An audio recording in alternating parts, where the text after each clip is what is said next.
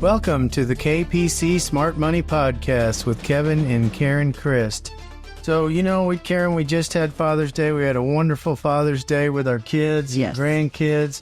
Went to the pool over at Kara's house and had a nice barbecue. David made us some nice hamburgers, and it was a really good time spending with the family. Mm-hmm. And it was, just made us think about lessons that our dads taught us, mm-hmm. and especially money lessons, because that's the business that we're in, right? Right. So, Father's Day is a prime time to reflect on the valuable lessons we've learned from our dads, and we think about the crucial wisdom we want to pass on to our own kids. My father used to say, pay yourself first. Oh, yeah. And he probably stole that from somebody else, and it doesn't matter, right? But right.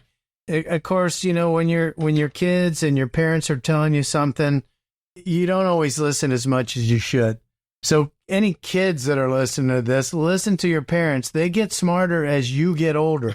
And give money how that works, right? Yeah, that's right. So, but my dad used to say, pay yourself first. And I thought, well, I'm having enough trouble paying my bills. What do you mean pay myself first? Right. I went to one of the many conferences that we go to. They had a speaker, and they said, in fact, set up a separate savings account just for that, mm-hmm. in a different bank. Yep. And take the 10% out of your paycheck, right, and put it in that other bank and act like it's not even there. Right, and let it grow. That's right. Let's let it grow. Well, And he used to say, it's not how much money you make. You want to finish that sentence? It's how much money you keep. Yeah, and a lot of you have heard that already, and you think, okay, well, that's not that much of wisdom. But, if you really think about it, if you put that into practice, those are two really important things. So teaching your children smart financial habits early in life can set them up for a future of success. We see that in our practice, too. People say, I had a job when I was a kid, paper boy or whatever, and I started saving money, and my parents took me down and started a Blue Book savings account, and had a piggy bank, et cetera, et cetera. Here are some concepts, 5 concepts that we preach to our children since they were old enough to understand them. Well, and I think the focus for today is parents. It is you that needs to teach your kids money lessons. The schools are not going to do it. Good. It is up to you.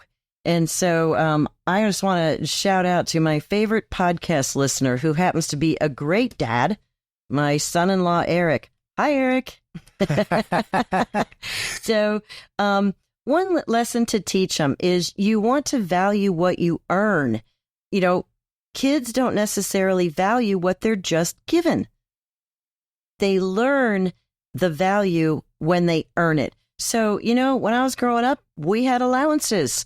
And if we wanted to have allowance to go spend on the things that we wanted, which, probably at the time was candy, okay, didn't matter.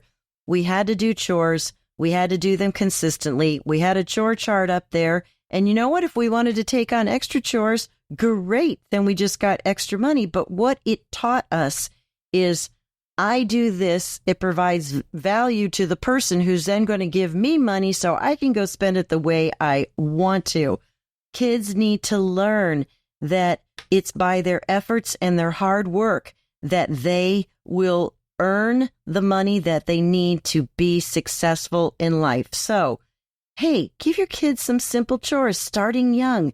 Let them do part-time jobs, Encourage them to do entrepreneurial things like lemonade stands.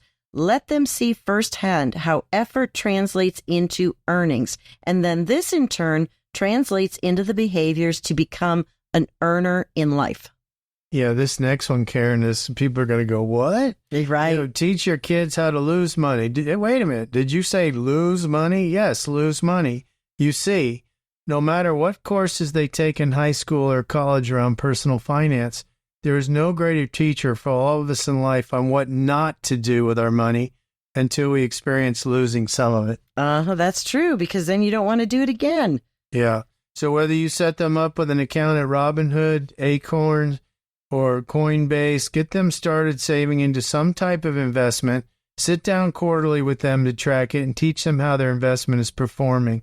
Have them pick one stock of their favorite company, and even if they lose money, they win in the long term, gaining interest on how investments work and how to make good investment decisions. Now, one great way to actually teach kids a little bit about losing money is you've got chores, they're earning an allowance, and let's say they want to blow it on the ice cream truck that's coming down the street, or they want to blow it on candy or something else, and then all of a sudden something comes along that they really, really, really want, but they don't have enough money. That's a great time to say, well, if you hadn't done the ice cream truck or if you hadn't done the candy, you would be able to get the thing that you really want to get. So another concept is it's the snowball effect of saving early. Compound interest, the miracle of compound interest. The longer the time frame you have to earn interest, the less amount of money you have got to put in. So teach kids early on about saving, investing, spending, donating. But the earlier you introduce your kids to the concept of compounding interest, the better. So explain how investing money and earning interest on both the initial amount and the accumulated interest can significantly grow their wealth over time.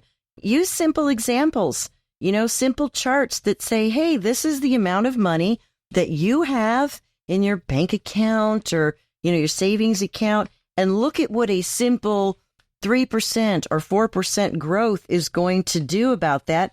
Hey, and get excited about it so that they get excited about it. Or, if they have a little savings account, put them in a high yield savings account and show them their statements. Hey, you put a couple $100 away in here and you did nothing, but voila, you made $8. It can start out simple and it'll get bigger as the kids get older. That's a big deal for them to point at and say, you just made this money because you saved and the bank gave you interest. That's the magic of compounding. Yeah. So how about this one?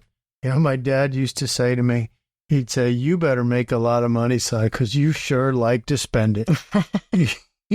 So let's talk about the acid test of spending. Teach your kids that money doesn't grow on trees. How many times you heard that? Do you think money grows on trees? Thousands. Yeah, well, now you got social media companies, they want to target your kids with spending, to take money off your trees, right? So they're coming to you.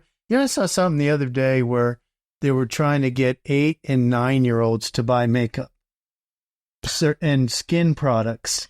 Yeah. So it's important to teach your kids about a valuable concept called the acid test.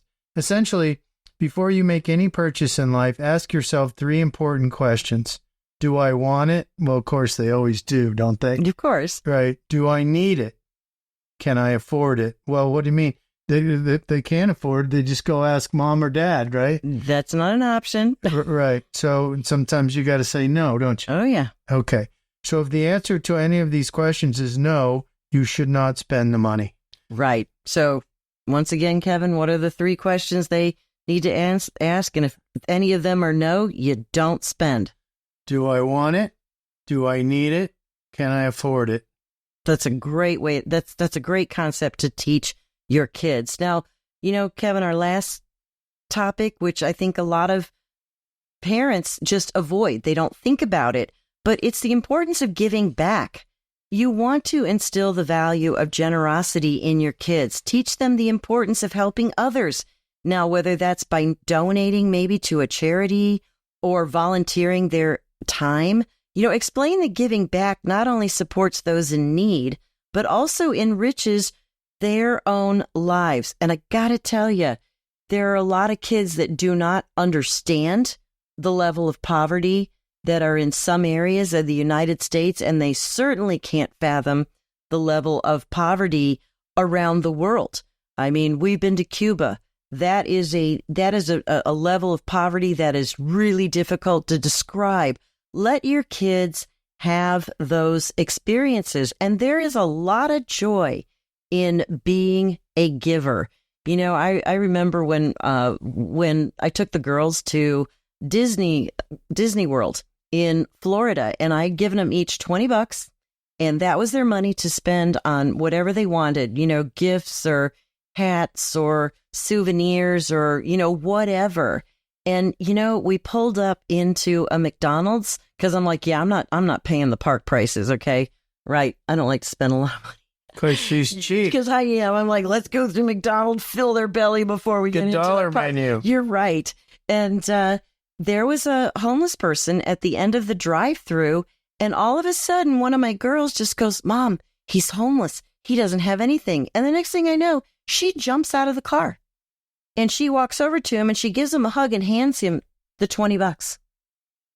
That guy would never know that just cost her entire play money at Disney World. And she got back in the car, and she was so happy, and she never complained about giving away the money. She was so happy about it. And as a parent, well, I was practically crying. It was just awesome. So that wraps up our tips. And we're focusing on fathers because fathers are important for teaching kids financial basics.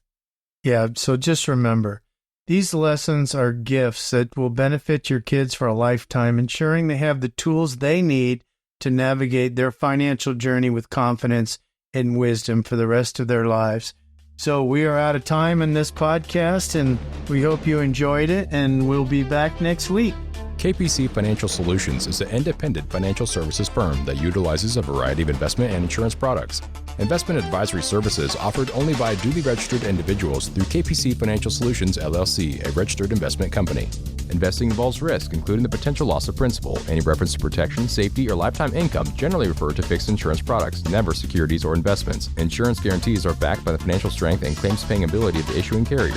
This podcast is intended for informational purposes only. It is not intended to be used as the sole basis for financial decisions, nor should be construed as advice designed to meet the particular needs of an individual situation. KPC Financial Solutions is not permitted to offer, and no statement made during the show shall constitute tax or legal advice. Our firm is not affiliated with or endorsed by the U.S. government or any governmental agency. The information and opinions contained herein provided by third parties have been obtained from sources believed to be reliable, but accuracy and completeness cannot be guaranteed by KPC Financial Solutions. Hypothetical examples have been provided for illustrative purposes only. It does not represent a real-life scenario and should not be construed as advice designed to meet the particular needs of an individual's situation.